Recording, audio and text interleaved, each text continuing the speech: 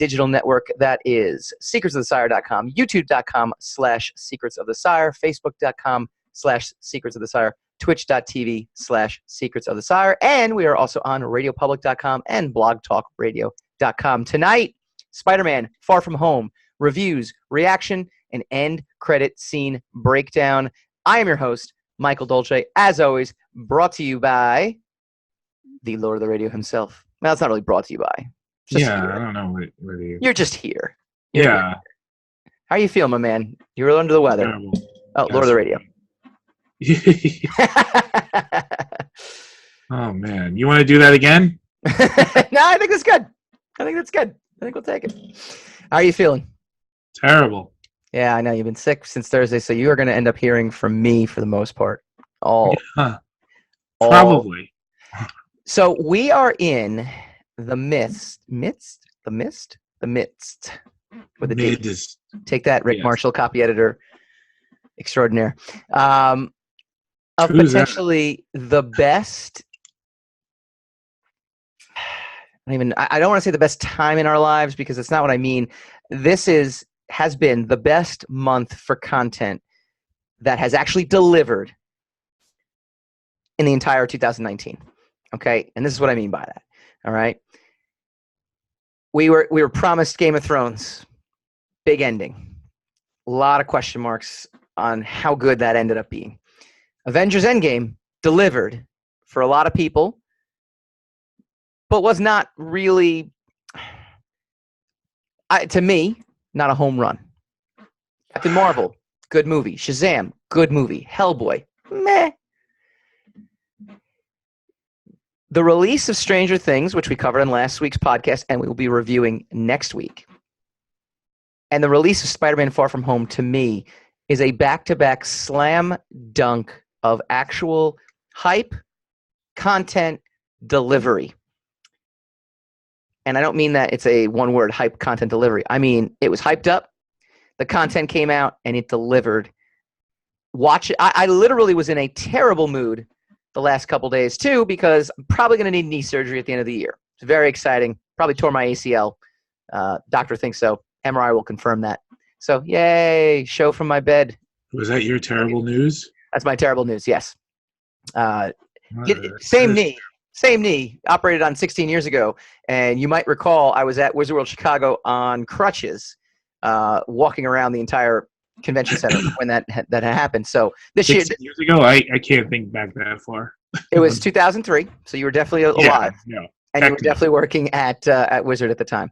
Yeah, but heck no, if I can remember that. Yeah. So I was literally like just in not an angry mode, but I think I was in the depression mode. The 7 stages of acceptance, because I've torn this knee before, like I said. And the rehab is just going to be killer. No one likes getting surgery. No one likes just the inconvenience of it all is also a factor.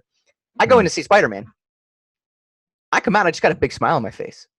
I mean, I literally cannot think of a single thing outside of maybe, really nitpicky things, like they don't use the word spider sense at all. They make a joke about it.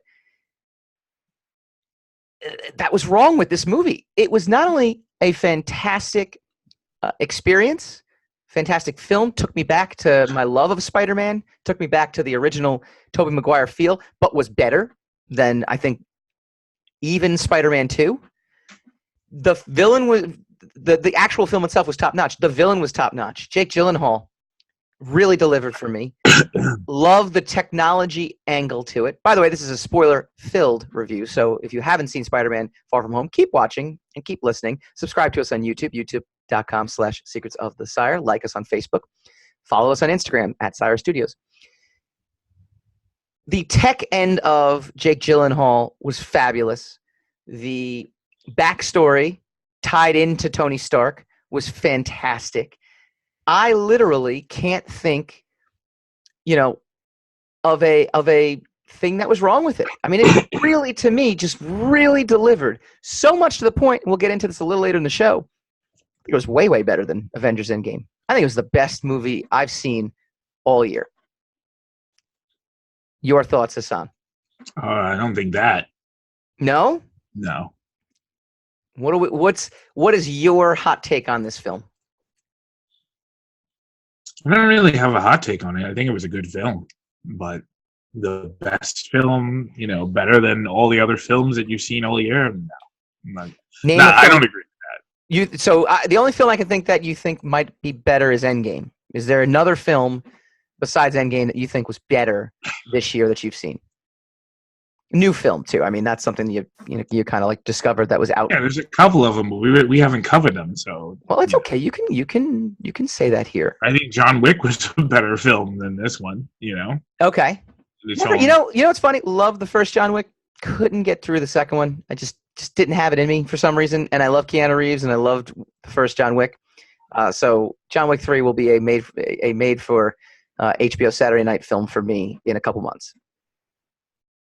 After I finish watching the second one. But anyway, continue. Yeah. Well, anyway. Yeah.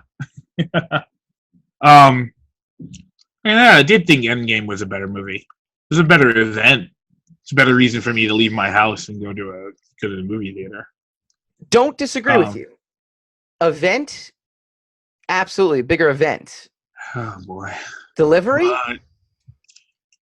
movie. Yeah, you're better story, better. Your parsing of these of those terms has just always been a point of contention with me. So, suffice it to say, I disagree. Mm-hmm. I think it was a good movie. Better than Spider-Man 2? Heck no. Really? No, not a chance.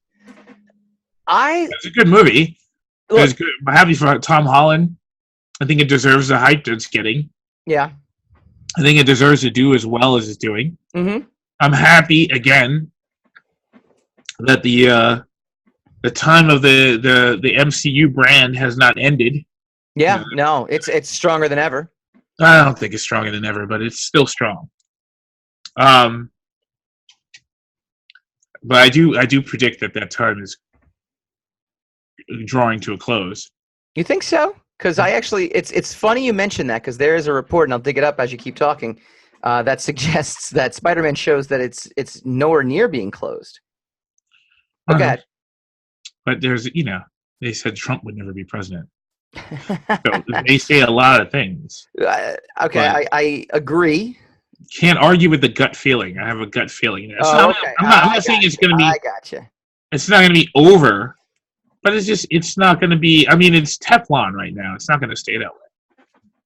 This is someone's going to come along and be able to challenge it, along with the fact that society is just going to get tired of this being the only game in town, which at the moment it's the only game in town. Yeah. So. Well, this is funny. This is coming from Hollywood Reporter. Spider-Man has defeated this year's box office villain franchise fatigue. It made $185 million in the box office, topping $580 globally in the first week. It fell just behind 2011's Transformers: Dark Side of the Moon, securing $93 million over the weekend versus Transformers for the exact same weekend. It's no secret that 2019 has been a rough year for sequels and franchise films. Not every franchise feature has flopped. Endgame, obviously. There have been a number of notable stumbles, including Men in Black, Fox's Dark Phoenix, the Godzilla reboot. Even bona fide hits like Toy Story 4 fell short of initial tracking numbers. Even if the film still opened big, Spider-Man's success shows that audiences aren't souring on big franchises just yet. It also proves the current power of the superhero boom. Increasingly, studios are turning to characters born in the pages of DC and Marvel comics to power their big blockbusters, as Pamela McClintock notes just a decade ago in 2009. The top 10 highest grossing films did not include a single superhero movie. This year so far, the genre holds 6 of the top 10 spots. Everyone, I think, and there's another article that I don't need to pull up, but I was reading about, they're really concerned with, how do you even battle? How do you even go against Disney at this point, too? Because Disney is also monopolizing all of the top, franchises and all of the top spots. Won't last long. What's long? It's been 10 years now.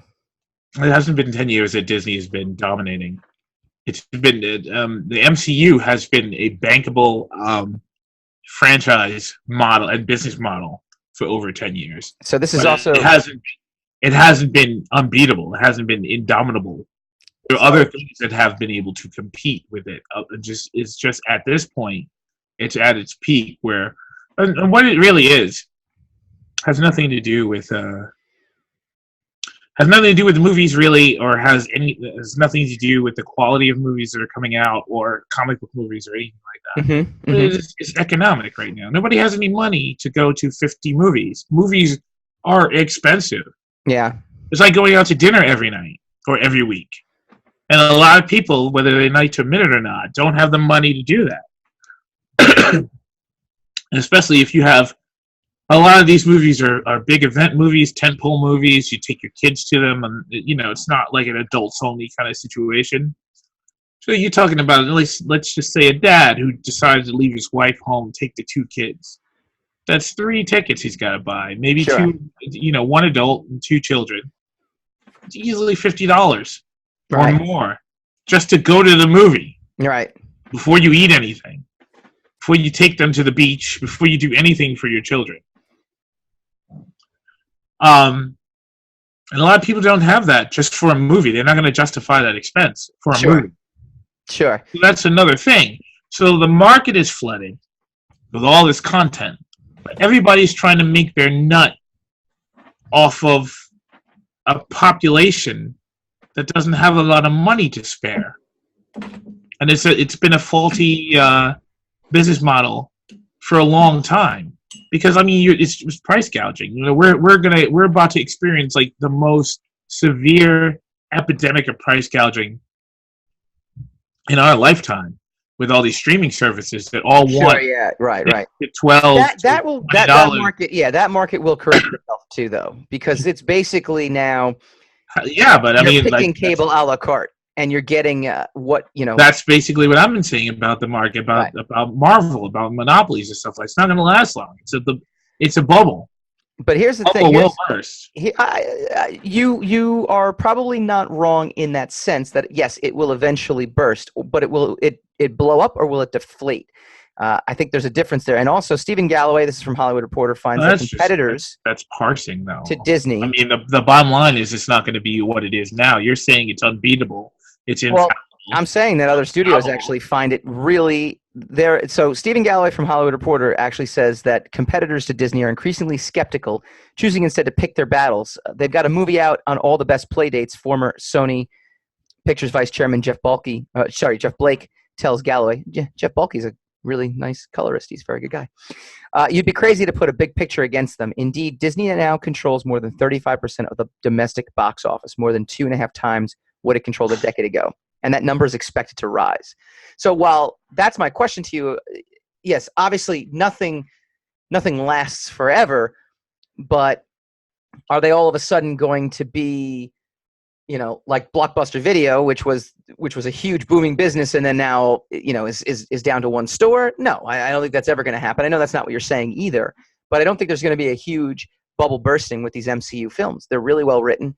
They're building off of one another. They just acquired the Fox properties. I honestly think we're in this for another 5 years now at this point, which, given my history, means that I've just doomed the entire comic book movie industry. Yes, you doomed it because there's a number of things that you said that were going to be really great that weren't, and there's a number of things you said that were going to be really bad that turned out to be great, but that's not what I'm talking about. And even 5 years, sure, but that's not what I'm saying. I'm not saying that they're going to fall. I'm saying they're not going to be the only game in town for long. Something is going to break. And then we're going to get these are patterns. You can see these patterns over and over again. Then you're going to get, they've been talking about franchise fatigue. Well, let me ask you. I know. Let me finish. They've been talking about franchise fatigue for about 5 years. Mm-hmm. They really want to push that narrative that it's franchise fatigue. Mm-hmm. It's not going to happen like that, But they're looking. If you look at how they're starting to write their headlines, their clickbait headlines, you can tell what the patterns are. That everybody's kind of waiting for it to break. They just don't know where the break is going to be. The populace is the one that's waiting for the break. Yeah, people who are paying for it, the financiers technically of this meteoric rise, are waiting for the break. Mm-hmm. So it's going to become a self-fulfilling prophecy. It's like a panic market, right? How much? All right, let me ask you this question, and this is how I'll phrase it. Because I don't disagree with you. Look, real estate is on a bubble again. You know, we went through this 10 years ago. It's back 10 years later. It's on a huge bubble. Because nobody learns anything. Well, no, because we're human beings. We have patterns, and that's what ends up happening. I mean, it's right. And one of the patterns is nobody learns anything. But what are you saying? Within a year, 1 to 2, 3 to 5? Because I think we're in this for the next 5 years. I'm saying, give me your guess. As an I'm not going to guess on that. I'm not doing that. I refuse to do that. I'm saying in context or in response to yours, it's bigger than better than ever. Yeah, but this is the thing. You're using a lot of sensationalized. You're using a lot of studio talk, a lot of what my friend used to call whammy talk. Call facts. To describe this stuff. Oh, okay. I bring facts to the equation. I bring research to the equation.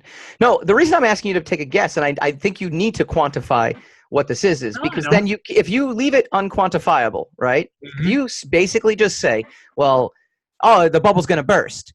And it's 8 years from now. And you're like, see, I told you, the bubble's going to burst. I'll be like, dude, it's been 8 years. Like, no, but I told you. It's not a contest. You asked me a question. I mean, you're making it seem like it's a contest and that I'm not correctly setting up the parameters, in which case I'm setting it up so I can win at any time.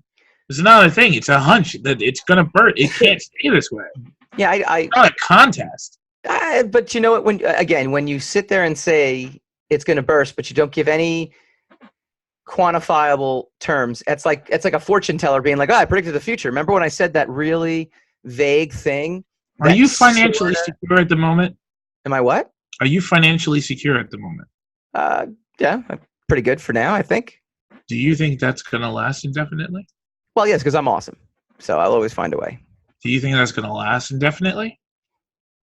Do I think it's going to last indefinitely? I think I will be able to eventually retire, whatever that means when I get without having to adjust anything, without having to make any new decisions, just on the course that you are now.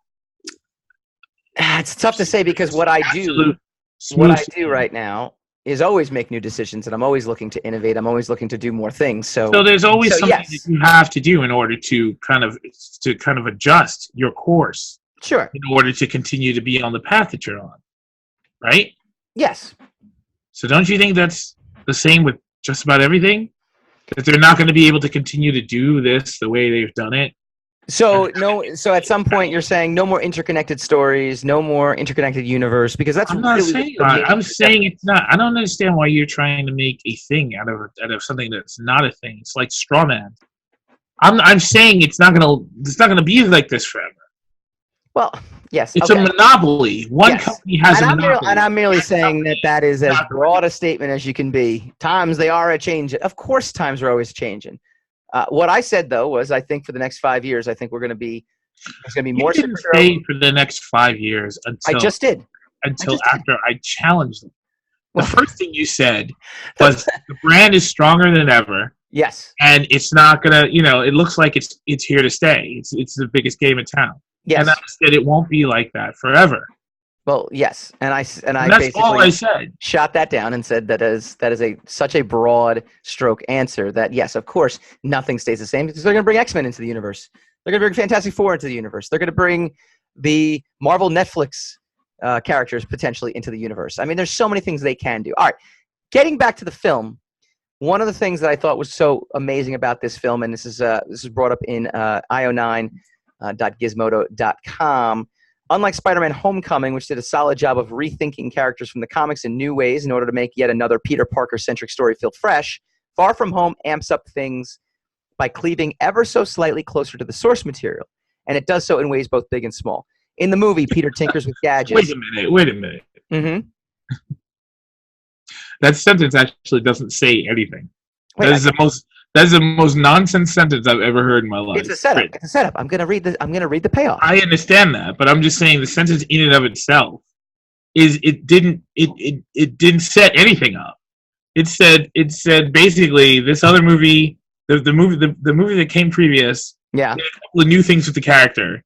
This movie does a couple of recognizable things with the characters, Which is a contrast to what they did in Spider-Man: Homecoming. Yeah, in ways both big and small. I mean, Yeah, it's like I'm going to tell you right now what they are. I'm just saying the sentence in of itself is sensationalized empty calories. It doesn't. Okay. It's sensationalized for the sake of sensationalism because it doesn't say anything. It's an opening paragraph to a finely written article. Finely written. In the movie, Peter tinkers with gadgets, makes more than his fair share of dorky quips, and finds himself torn between his vigilante responsibilities and his personal life. He's one of the most popular Avengers, but he's also a hormonal teenager who's just trying to get a little downtime and hang out with his friends. A conflict between those two aspects of Peter's identity is a big part of what makes Far From Home feel much more like a classic Spider-Man story than what Homecoming was. I mean, for the record, I liked Homecoming too, and I actually liked the fact that they did give you something different considering you've already had 5 other Spider-Man movies before this. But this one definitely felt to me like the Spider-Man I was reading as a kid. The entire movie to me felt like I was reading the annuals. Remember the annuals? Which I guess they still kind of do them, but it was always like that extra bigger, like 48-page story that you don't get, in the monthly comics. That's what it felt like. It felt like I was reading Amazing Spider-Man annual with introducing this cool villain Mysterio, updating him for the times, connecting him to what has come before. As I've said before, I think all of these Marvel movies, like some people are like, oh, it doesn't, in the comics, she was this and he was that, and this shouldn't be. And I always look at it like, no, this is the Ultimate Universe. In fact, looking at how good the Ultimate Universe was, and for those who don't know what the Ultimate Universe was, it was Marvel's simultaneous reboot of their entire line back in 2000 while still keeping the classic line of comics going at the same time. So everything was going simultaneous. I think I actually impressed myself with how I described that. So in one end, you had the Ultimate Universe, which was Ultimate Spider-Man, Ultimate X-Men, the Ultimates, which were the Avengers, having these stories that started in the year 2000 or 99 or 2001 or whenever it was.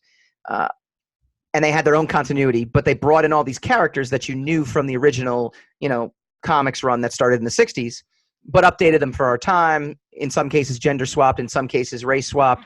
In some cases, job swapped. And again, I'm not using these terms as a negative. I'm merely saying that this is what they would do. Like certain characters would come in and be like, oh, this character was previously this in the original universe, but now that character becomes this, and it was just a way to kind of reboot everything while not offending the classic comic book reader, and have these things working. And I feel like the MCU is the exact same version of this. But this movie, to me, really, it was like, wow, you hit all the points that make Spider-Man great. And that's, I don't know, and that's to me, from a story perspective too, why this is so much better than Avengers Endgame. Like just so much better. I don't know. Avengers Endgame left me with so many head-scratching questions. Like the more I think about it, like I left Endgame thinking that was really cool. Really great way to tie things together. I left Spider-Man Far From Home giddy, like excited. Like there was a feeling of just like, wow, I got to see, an original Spider-Man movie on screen, a new story, an annual, something that I haven't seen in a long time. And then the more I think about it, even the days after, even, seeing it a day later or thinking about it a day later, I'm like, wow, that was really cool. And that was really cool. I'm not going back and trying to pick it apart because there's not a lot to do with picking it apart versus Endgame, where I'm kind of like, so wait, did Cap break the rules that he said he wasn't going to break? Now, why would he do that? Now, the writers think this guy went back in time, whereas the director says, no, he was living simultaneously with Captain America. Yeah, there's a whole thing on that as well, too. I mean, did you walk away with that kind of feeling? I mean, is that comparable to your experience or no? Which movie? To Endgame or to Spider-Man? Because you're both. Two different movies now. Both. I told you I was completely satisfied with Endgame. I didn't have an issue with it. The more you think about it, though, does it still hold up? And I know you've seen it again since then. I believe if I had an issue with it, I would tell you. Even as I think about it later, I'm fine with it. I don't know. What was your walkaway feeling from Spider-Man Far From Home then? It was good. It's a solid movie. Yeah. Yeah, I don't know what you really want. I don't particularly like the. Iron Man angle with Spider-Man. I don't like how Okay. Spider-Man has to keep sharing the spotlight with Shield, with Nick Fury, and with Happy, and with in the shadow of Iron Man. Sure. You know, I really wish, like, I get it that the Avengers are a big deal. They never really they at least they addressed it kind of in this movie, but they never really addressed, like, well, why are you asking me to do this when you've got superhero, like, serious superheroes, like Captain Marvel and Thor? Well, he's off world, or, you know, I don't want to talk about Marvel. Okay, all right, that's those things are cute. You know what? The other thing never worked on me. I knew Mysterio was the bad guy. Well, we all knew that. What I'm saying is, like, you know, I'm hearing in some other reviews is like, yeah, I like the way that they, you know, faked this out. It's like, who was faked out by Mysterio? Mysterio. Well, no. Mysterio. No. I know. Go ahead. Yeah. But, you know, I mean, people are like, when, you know, exactly how is he going to be the bad? Everybody knows he's a bad guy, but how is he going to be the bad guy? It's like, well, that's not really a twist, you know? And they're making it out to be like this big reveal, and it wasn't really. So, there are aspects of it. I think it's a great movie. I think the MCU Spider-Man is great for the MCU. I don't necessarily like him in comparison to the other Spider-Man. But I think the other Spider-Man movies were about Spider-Man. They're Spider-Man centric. These movies are about how do we fit the Spider-centric characters in the MCU milieu. How do we fit them all in there and still have his, like, teenage foibles and this and that? And as I said before, when we had this argument during Endgame, you see obviously why they turned the 5 years into a storyline, into a solid story plot about how, you know, how it's difficult to adjust now because we were all blinked away for 5 years. But it could have been a year, and you had the same problem. And you have the same stories in a year. I mean, the only thing that the 5 years did in terms of context of Spider-Man Far From Home was Brad. Well, it starts to paint it as a context. As I said, it's going to be painted as a conflict, as a dilemma that some people are going to have to do. It's going to have ripple effects all through Phase 4. Right. And this is one of them, you know. And I don't understand. Never mind. No, go ahead. It's really odd because there are certain things that there are certain things you seem to get upset about. Yeah. That we've been given proof are not going to be left as you know, dangling plot lines or plot threads. You know, Marvel doesn't really throw anything away. They don't really get rid of anything. They utilize just as this movie demonstrates with Mysterio's entourage, that no characters get thrown away. You know, everything is a beat that they can use, just like the Marvel Comics universe used to be. In its heyday. So, you know, when people are like, well, this was a dumb plot point, I don't know why they did that. It's like, well, why don't you wait and see? Because obviously they're going to get to that. Obviously they've done that for particular reasons, right? They answered the question in Endgame, though. The 5 year thing, they answered the question. The answer was because they wanted to give Iron Man a daughter. That was it. That was the only reason they did it is 5 years. No, that's not the only reason. How can you say that? How do you say that, though? How do you say that? Because, again, you could do what's the arbitrary? I mean, what is the arbitrary? You can't do that. It's an ongoing story. You can't use the deductive reasoning for a narrative that hasn't. So you're saying that the Spider-Man Far From Home just tidied up the 5 year question as to why they did 5 years versus the other year. No, Michael.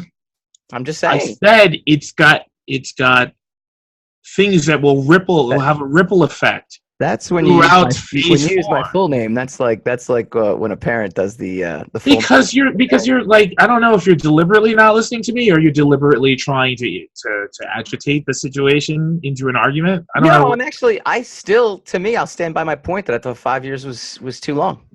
I know that, but you don't. I of course, but you're only using that as due to the information that you've been given. and you're judging it without being excited about what the possibilities are going to be throughout there must have been a reason why they did this, and it will make itself. It will make itself known. Okay, so again, in the infinite amount of time, this nebulous amount of time that you've given us, we will find that answer. That it wasn't just because they wanted to give Tony Stark like a daughter to have. Oh, you know what? You want whammy talk then, right? Oh, this is the most momentous thing that I've ever seen, and I don't think there's ever going to be anything that's ever going to beat it. We're never going to be able to defeat Disney. I don't know why Hollywood doesn't just pack it in, because, I mean, they just don't have a business model to be able to compete with it, and these movies are just non-stop blockbusters that will never quit. And after I left the theater, seeing Far From Home, I was elated, and I felt 20 years old again. It was the greatest thing I've ever seen. I legitimately did feel like that, though. I know, and that's kind of like thing 12. You want to talk and you want to deal in stuff like that, and I get that, but I just don't. I don't view the world that way. I just don't see it that way. It's a completely different way. No, that's not true. That's not true, because if it had given you that reaction, you would say it did. It didn't, and that's fair, and that's fine. You don't have to. I know, but you keep trying to ask me, like, you keep trying to reiterate about this greatness. Like, didn't you feel great? I'm just surprised from a story point of view, you're not lauding this more. Story point of view, though, I don't understand. The story basically is Peter wants to go to. He wants to have a vacation. He wants to be on his own. He wants to mac to this girl. That he I use an old '90s term. He wants to mac this girl that he decided. I think it's still relevant. Macking. He decided at the end of the last movie that he kind of liked, right? Yeah. So now he's got this competition with this kid who 5 years ago was a scrawny little nothing, and now he's turned into like a kind of a buff competition for him, right? So. They're using the backdrop of the going to Europe, going to the romantic places like Paris and Venice and Prague. No, and Prague is up. But that was Nick Fury's. Yeah, sure. And that's basically the plot. In the meantime, S.H.I.E.L.D. wants him to inexplicably deal with this other problem while he's there. And so, and he doesn't want to do it because he wants to remain a teenager. I mean, that's the whole story. I don't know why that's... But from an execution point of view, you don't think... I don't know. I thought it was... I thought there was no holes in the plot. I thought all the characters were very convincing. I thought the humor was outstanding. I laughed. A plot like that. There are kind of holes in the plot. There's holes in the scroll plot. There's kind of like, okay, wait a minute now. So basically, Nick Fury left Earth for some inexplicable reason with a group of Skrulls, and he left a bunch of Skrulls in his place to take to be basically placeholders who are inadequate to the task, as by their own, by their own admission, in the process. And it's like, okay, that's a neat surprise, but which also explains why Mysterio got as far as he got, because Nick Fury would have snipped him out like immediately. Exactly. But okay, so. Well, it's funny you mentioned that. I wasn't very impressed with Mysterio, to be honest with you. Okay. I wasn't impressed with he's using holograms and he's in inexplicably powerful drones. Right. Stark drones that can pretty much do anything under the guise of holographic. All right. I didn't mind it. Yeah. I thought it was good, but I don't flawless. Like plot with no holes in it. No. It was very good. It's funny you mentioned and I'm happy that you liked it as much as you liked it. I'm glad you're happy for me. I'm not happy for you. I'm happy for the show. But I don't understand. Like I never get this satisfaction. This obsession. Yeah. I'm not thinking straight because this obsession with like comparisons of this movie was so better. It's like this every week. Don't blame it on Nicole. This movie was so much better than this other movie. I'm ignoring you. This movie was so wonderful the outshines this other movie over here. It's like, these all kind of work together. They're all a great experience in and of themselves, and this is another great piece of the puzzle. Yeah. But I don't really feel required to tear something down in order to hold something else up. And I'm never gonna say anything was really better than, because I really hated the first Spider-Man, the first Sam Raimi Spider-Man. I disliked it strongly, very strongly. I think it didn't really know its identity yet. It borrowed a lot from the very small comic book genre, as it was at the time. Even taking Danny Elfman from Batman, And I don't really think Danny Elfman's music really complemented Spider-Man too much. I had a lot of issues with it. The only thing I thought was pretty good was Kristen Dunst and Tobey Maguire. Yeah, I actually think. I thought that too. Yeah, I know. I don't care what you think. I'm telling you what I thought. Good. Kristen Dunst was good. But anyway, as we progress to Spider-Man 2, the reason I will never say that anything was better than that is because that movie convinced me that franchise was fantastic. Okay. I really enjoyed that franchise. I think that movie hit on a lot of personal levels. It had more heart than most of the MCU movies have. And it was just that was my penultimate, movie experience. Now, I think Tom Holland. I think these Spider-Mans are much better than the Amazing Spider-Man. Much better. Gosh, by any. You would be fired. You would be fired if you thought otherwise. Okay.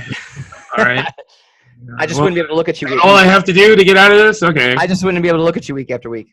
I think Tom Holland is 1,000 times better. I think he's a great choice. I think he's a great complement to the MCU. But the MCU is dominated by the Avengers.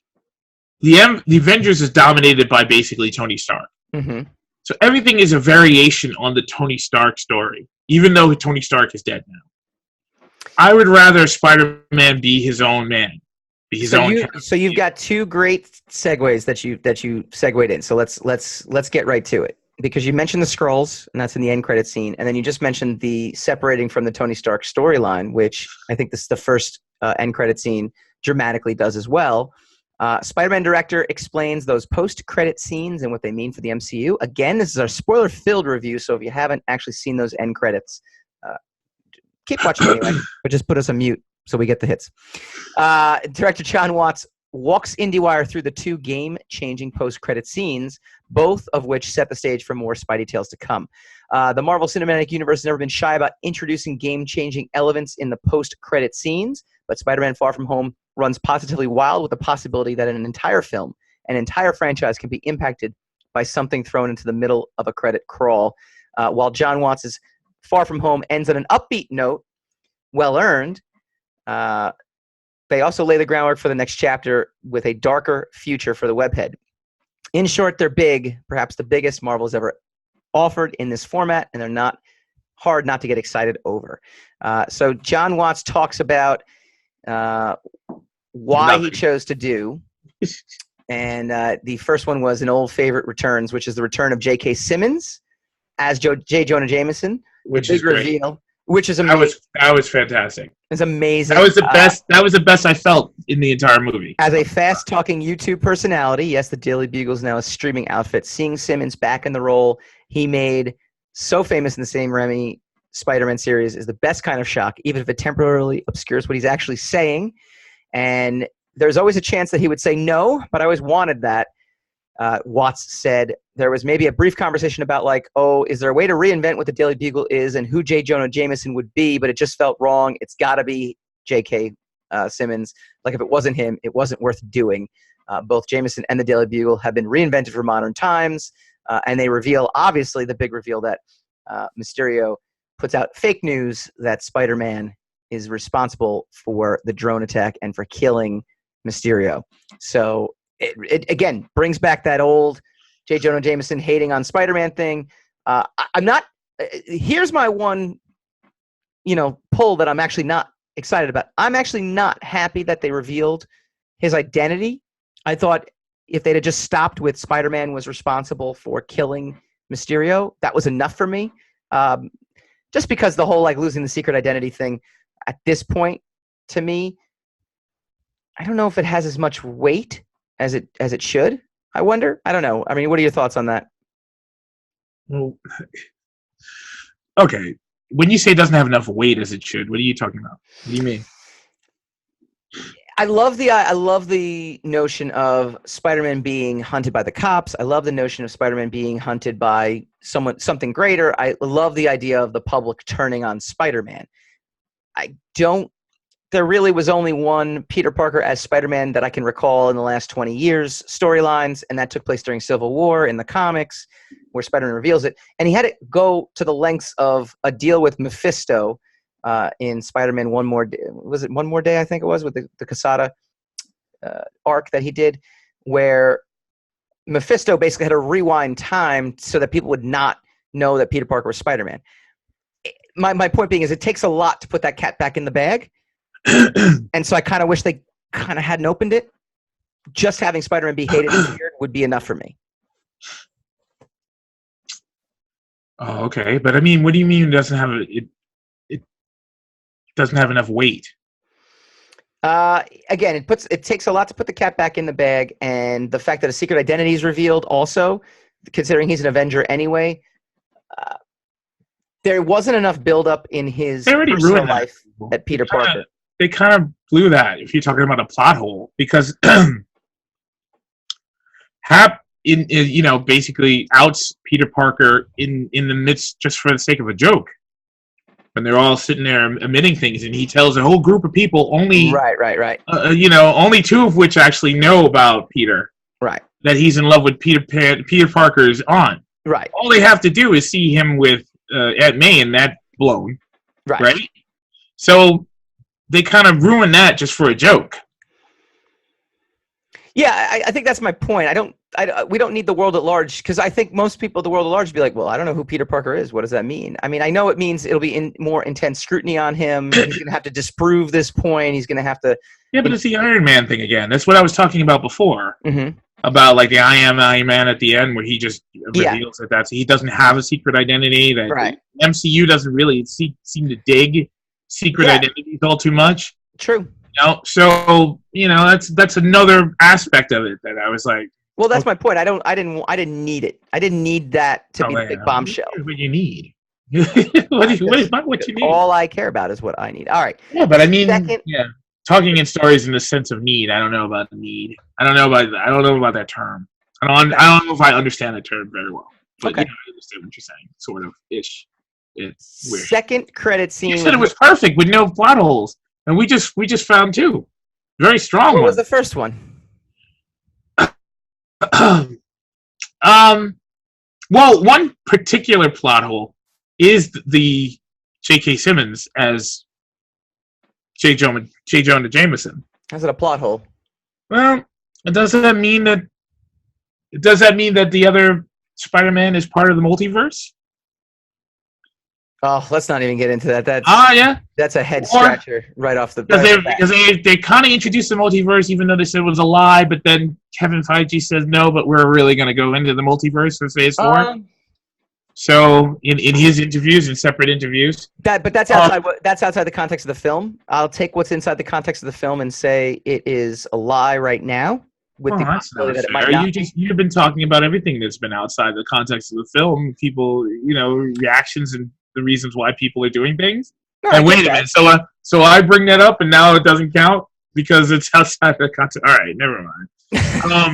I think you're starting to figure out how this works. Yeah, really. I am. It's the illusion of fairness, a la Stranger Things 3. See what I did there? Oh, segue into next week's show when we do our Stranger Things 3 review. Nick Fury needs and also the other plot hole is Hap. Hap basically outing Spider-Man, which is nonsense to me. I don't know why that would happen. In the context of that, I can justify that in my head, though, that no one knows what he was kind of talking about. It's nonsense, because if you're worried about that... I agree. He also thinks he's going to die. I mean, there's at least... I could sit there and I can kind of brush that. No, he's a member of the secret organization of the Stark, Industries. He's been in this thing since the beginning. He knows the gravity of these things. Right. And he's been dealing with Nick Fury. He's been dealing with Shield. Right. What you don't see in that movie though, and it was a hidden scene. Oh, so we are taking things outside of the context, right? Is that he actually kills all 4 of those kids. Yeah. Like you don't even see. It's like, oh, I messed up. Blum, blum, blum, blum. Done. Right. Yeah. Which is inexplicable. Another plot hole, man. Because Zendaya and the rest of his friends were still there at the end of the story. Really? Well, they're from the multiverse. It's a whole multiverse thing. We don't accept the existence of the multiverse because that's outside of the confines of the movie. Do you remember that podcast right before like Infinity War where we had no idea, or maybe it was after, I forget, where we just basically just made up crap for like 45 minutes straight? It was probably our most impressive episode. The second end credit scene, because we're pushing up against the clock here. Nick Fury needs a vacation too, and Watts says, I think about Far From Home as a con man movie. There's so many layers of deception throughout the whole movie that it just felt right to do one last little reveal, one last little twist at the very end. It all felt on theme. The final twist is a potent and funny one, but just like the first post-credits tag, it comes with big implications for the future and for the past. When the scene opens, we're on a sunny beach and Marvel's most high-strung stickler is kicking back for some much-needed R&R. That's Nick Fury. Like Peter, he's clearly been in desperate need of a vacation, but the second the beach scene fades away, like so much of the film's biggest twists, it's all a simulation. It's clear Fury has been enjoying the relaxing life for a while. After I saw Captain Marvel and saw Fury's origin story in that film, it just made sense. We've learned so much more about Nick Fury now that Captain Marvel has come out. It felt like the right thing to do. It was on theme as a con, but it was also on theme as like everyone needs a vacation. So the question that everyone has is whether or not. Why is he vacationing with the Skrulls, though? Yeah, and I mean, why is he out there? I guess obviously he's not really on vacation. He just needed to get off Earth potentially. When did that happen? These are all things though that will be addressed. So I'm not actually concerned. The 5-year thing is not going to be addressed. I'm telling you, it's not going to be addressed. It was addressed. It's already been addressed, and it will be addressed more. I'm telling you, it's going to keep coming up. It's going to keep coming up as people's reactions to it. It's not going to come. It's not coming up as a plot twist down the line. Like over the next 10 years. 5 years. No, they basically just waited 5 years, and then eventually Ant-Man came out 5 years later. There's no dramatic. Why would you say that after the last 10 years of movies and the intricacies of storytelling? Why would you just decide that they were going to throw a plot line in there and not follow the thread through? I will make a decision based off of what metrics are you making that hypothesis? What analysis? I will make a bet with you. I'm not making a bet. I'm asking you, where are you getting that from? I'm getting it from the fact that I just thought it was stupid, and you can't get past the fact that you think it's stupid. Oh, I definitely think it's stupid. Yes, I'm very angry. That's all. That's the only, and you don't see it. But since you don't see it, they're not going to come back with anything, dude. Come on, there is no way. There is no way. I'm telling you right now, in the next 5 years of Marvel films, Phase 4 of Marvel films, 5 years is not going to play a significant role in any of the upcoming films. Mark my words, in the next 5 years. And I'll make a bet with you. So this is a 5-year bet, okay? Oh, I'll say it's the next 10 years. See, that's what I'm saying. I'm giving a context of 5 years. The next 5 years of movies, it will not come up. That's not fair, because if it doesn't happen in 5 years, but it happens in 6, you still claim you won. I'm saying it's going to follow. I will go 10 years. I will say in 10 years, it will not. I say it's going to come for some kind of fruition. It's going to have some kind of ripple effect that we cannot see, because it was a very deliberate plot point.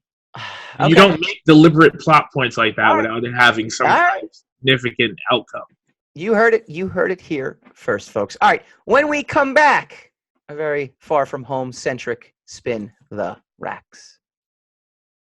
You ever seen like the old men at the Starbucks? Like they have their little like. I don't go to Starbucks. Oh, I do. I work at I'm Starbucks. a man. It's fantastic, and they just have these old men club, and they just sit around and talk about the good old days. That's why I don't go into Starbucks. It's a creepy sausage fest on caffeine. Secrets of the Sire.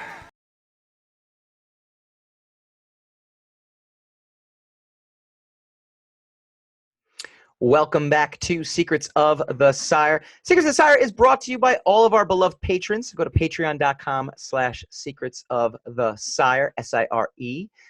Like us on Facebook, and please also go to YouTube and subscribe to our channel. But we've got Craig Caruso, we've got Einar Peterson, Matt Beyer, Omar Morales, we got Stephanie Dolce, Christina Dolce, and welcome back to the fold, Mr. Brian Phillips and Steve Hovecki, who are back being extraordinary patrons for us. We love you and miss you and thank you. And can I think of anything else? No. Before we get to Spin the Racks, I threw out that question on Facebook. So again, go to facebook.com/Secrets of the Sire. Spider-Man Far From Home greater than Avengers Endgame. And this was the response. Casey Strauss, ridiculous. Avengers Endgame is the greatest movie made in the history of mankind. Michael Capston, in a lengthy post, explained why Avengers Endgame was better than Spider-Man Far From Home. Thorne McGee, former Wizard guy as well, too. No, it's not better than Avengers Endgame, but it was way better than I expected. One of the best MCU movies yet. Finally, some sense being talked in from Tom Hutchinson from Big Dog Inc. As a whole, totally true. Endgame's ending, however, is the reason the film succeeds. It's a wrap-up of 10 years of continuity. Hard to beat that outright, but as a structured film, 100% Spider-Man wins. That's it. It's a better film. See? It's done. Structure. Structure wins out now, right? We're talking structure. Structure always makes the grade when we're talking about movies from your perspective. Yes. It's really funny. Because when I talk about structure, and I say structure-wise, this movie is kind of perfect, I always get rebuke because of other things that are wrong with the particular film. Yes. Yeah. Yes. But as far as when you're doing it, as long as your bullshit metrics work, we'll keep going with it. Look, go back. It's on the videotape. It's all totally fair. All right. We do this every week. We go spinning the racks. Spin the rack. Spin that rack. If Spider-Man Far From Home doesn't make $1 billion, Sony breaks free of the Marvel Studios deal. This is from slashfilm.com. The specifics of major Hollywood contracts are notoriously difficult to ascertain. However, a new report has uncovered a Spider-Man contract stipulation which would allow Sony to wriggle out of its deal with Marvel Studios and once again give Spidey's original studio home full autonomy over the character's cinematic adventures. In a recent edition of journalist Richard Rushfield's entertainment newsletter, The Ankler, Rushfield peels back the secretive curtain of the deal and speculates that if the original Sony Marvel Spidey deal to co-produce these movies stipulated that if this one, doesn't clear $1 billion, or if it does, Marvel will get to oversee a third film. If it does not, full control will be reverted back to Sony. To be clear, Spider-Man Far From Home has not yet crossed the $1 billion mark, but with the fact that it's already made over $600 million in its first week, it's practically a guarantee that it will cross the coveted $1 billion threshold, and we will get a third sequence of this. Meanwhile, Tom Holland revealed back in 2016 he was on board for 3 solo Spider-Man films and 3 appearances in other MCU movies. We've already seen him in Civil War, Homecoming, Infinity War, Endgame, and now Spider-Man Far From Home. So the good news, we will most likely get an MCU Spider-Man film. It'll be with Tom Holland. The bad news is, much like Hassan said, could be coming to an end. My question to you, though, Hassan, why, if you're Sony, would you do this? Why would you tempt fate? I don't think they would. I think even if they came in under, I don't think Sony would. That'd be ridiculous. I mean, obviously, Sony's attempt at Spider-Man was it wasn't a disaster. They made money off of those 2 amazing Spider-Man movies, but they're not a good addition into their library of Spider-Man production, right? They are quickly forgotten. They're not forgotten, but they're I'm trying to forget it as much. Well, yeah, don't speak for me. But anyway, I think they would be kind of foolish. They did get very lucky with Venom. And I think maybe they might be riding on that high. But I think it would be I don't think they're that dumb to say, "Oh, it's ours again." I don't even know. I don't even know if they would get Holland with that. Would they get? Because No, they certainly no. wouldn't get Holland. They wouldn't get. They wouldn't get Happy. They wouldn't get the No, it Marvel would be angle. a complete. So it would be them rebooting it all over again. Yes. They're going for a fifth reboot. It's like, Yeah. no, this is not.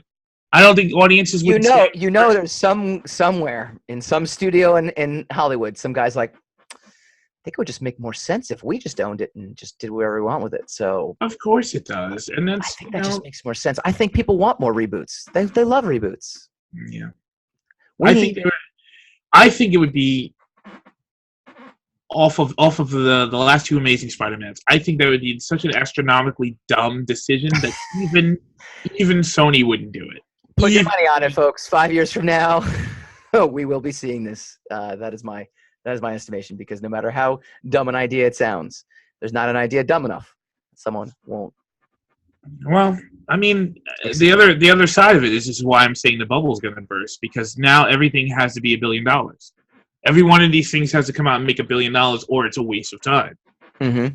And that's people are starting to say that. I mean, they're talking about Ant-Man. We're not going to do Ant-Man's anymore. They'll make $1 billion. They make $600 million. Wow, a movie about Ant-Man made $600 million worldwide, and that's a flop as far as they're concerned. Yep. That's nonsense. That's insane. Yep. That's insane, and that's why it's unsustainable. You know what's insane? Mad Magazine to stop publishing new content. Iconic humor publication Mad Magazine is saying goodbye to newsstands, according to a person familiar with the situation. Starting with issue 10, which goes on sales in October, the magazine will be available only in comic book stores and mailed directly to subscribers. As of number 11, Mad will no longer publish new original content with the exception of end-of-year specials. So we are slowly seeing a shrinking of the publishing market. Ironically, it's a Warner Brothers property. DC has lately been shrinking their publications down in terms of number of publications. This doesn't sound too good, right? There's no good. Anything ending is not good usually. Anything that's been like an icon. Yeah, there's been a staple in our lives for I don't know how many years since ever. Yeah. Since before we were born. Not good. It's too bad. I remember Mad Magazine. I remember reading them in when I was in Catholic school, when I was in like 4th grade. I was a big Cracked fan. I liked Cracked. I didn't like Cracked. I got one of my drawings published there. I thought Cracked was a rip off of Mad Magazine. It was like the Munsters compared to Adams. Please. You're right, but I got published in Cracked, so that's why I like Cracked better. Well, that explains a lot. All right. Let us know what you think. Obviously, hit us up. Please subscribe to our YouTube channel, youtube.com/Secrets of the Sire. We're over 500 subscribers. We want to keep going higher and higher. Next week, we get to do our spoiler-filled review of Stranger Things 3. Amazing. Is it a return to form, or is it lost in the upside down? Plus, we preview San Diego Comic-Con. Yours truly will be in attendance for a couple days, and I'll tell you how I can make tons of money by being there. It's wonderful. You care. Everyone cares. We'll see you next week.